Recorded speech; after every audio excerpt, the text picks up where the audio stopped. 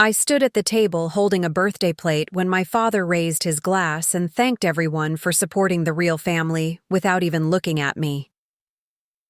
The guests laughed softly, unsure if it was a joke, and no one corrected him.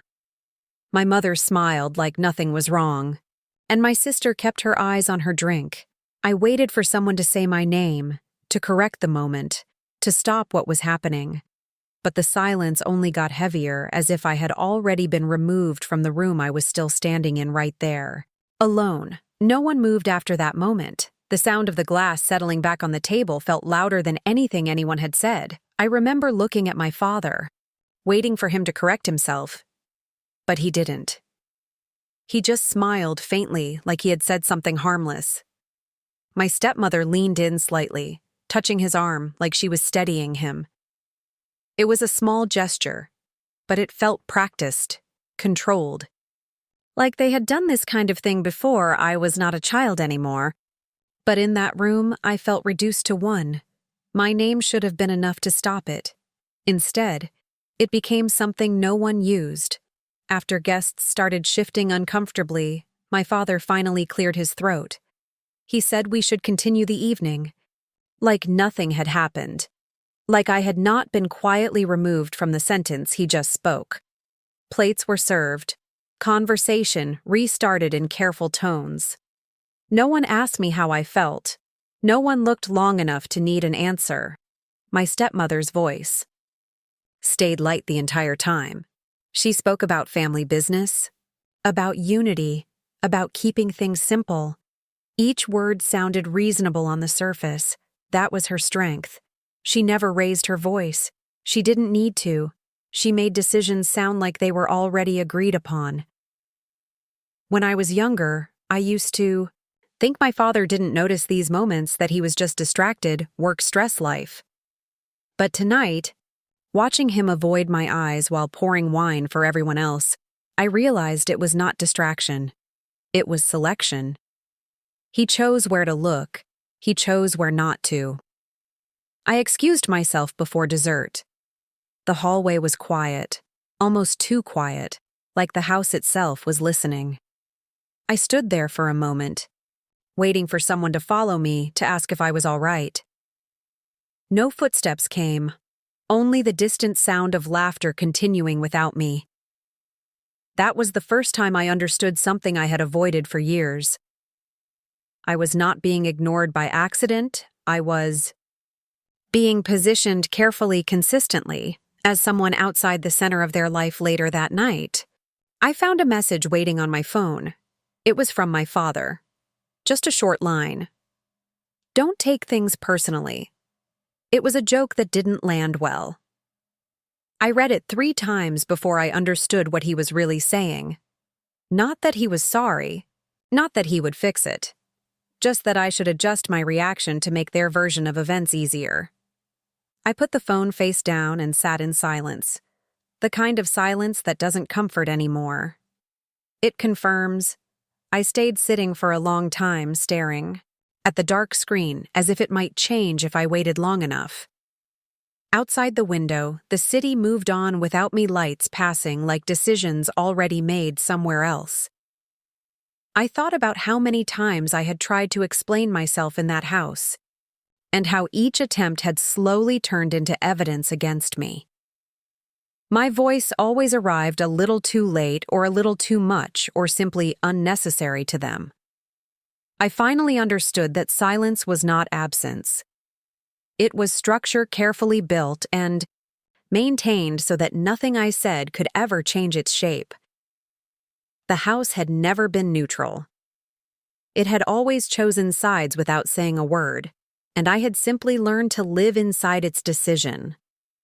I realized that even my presence there had always been temporary to them, never permanent, never chosen fully by either of them. I started noticing patterns after that night. Not all at once, but the way you notice rain only after you're already wet. Small things first. Conversations that stopped when I entered a room. Decisions made before I was asked, then explained to me as if I had agreed. My father would call it Efficiency, my stepmother called it keeping the household balanced. Balance always meant I was on the lighter side of things. The part that could be shifted without breaking anything. It wasn't new, I just hadn't named it before, when I was a teenager. I used to wait for my father after school sometimes. Other parents stood outside cars or gates, asking questions, laughing. I would scan faces looking for mine. He would arrive late, almost always already on the phone. He would nod at me without stopping the call. And I would get in the car quietly, like I was joining something already in motion without me. My stepmother joined our lives later. When I was 15, I remember the exact way she first looked at me. Not unkind, not warm either. More like someone reading a room they intended to redecorate within months. She knew the routines better than I did. What time he liked dinner, what topics he avoided, how to end conversations before they became uncomfortable. I learned quickly that I was the only variable she didn't adjust around. I was the one expected to adjust around everything else. There were moments I tried to push back, but they never turned into arguments. They turned into silence. Long pauses where my father would look at her first before responding to me. As if my words needed approval before they could exist in the same space.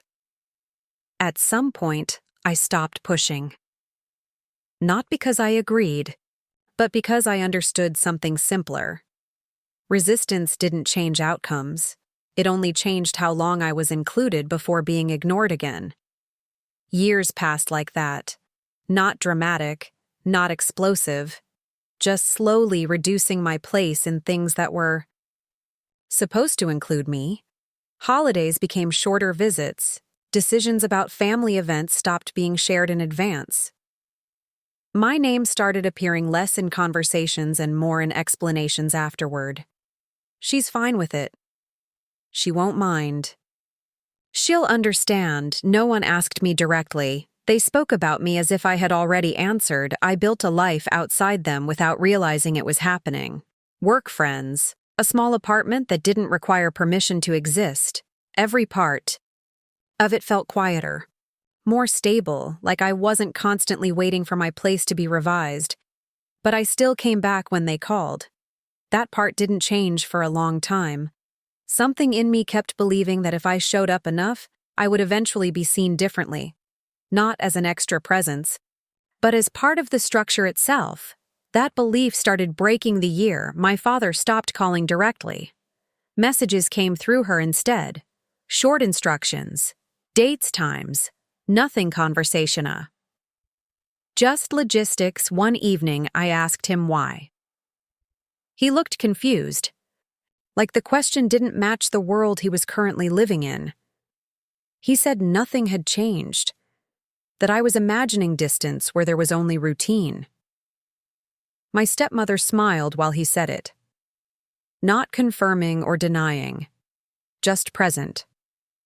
That was the moment I stopped arguing internally, not because I was convinced, but because I understood I would never win clarity from people who didn't see confusion as something that needed fixing.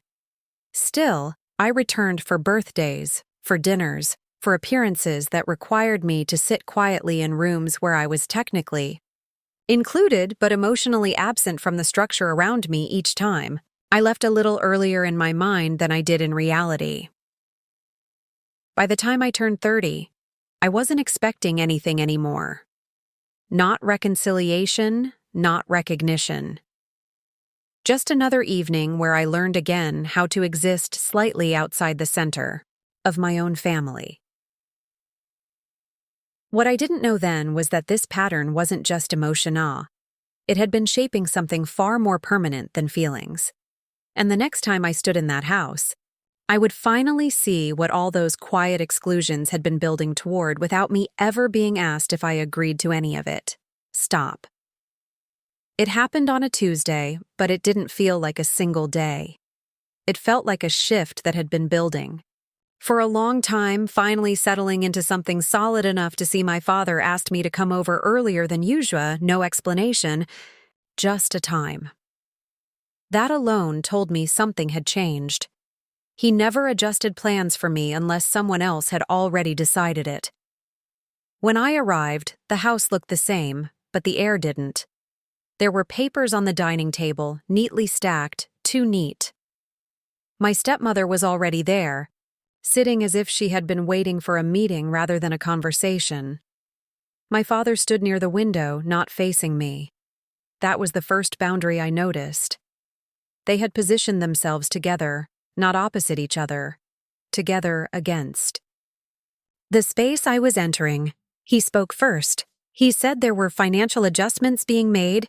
He said it carefully, like he was trying to keep the sentence smooth. My stepmother filled in the gaps he avoided.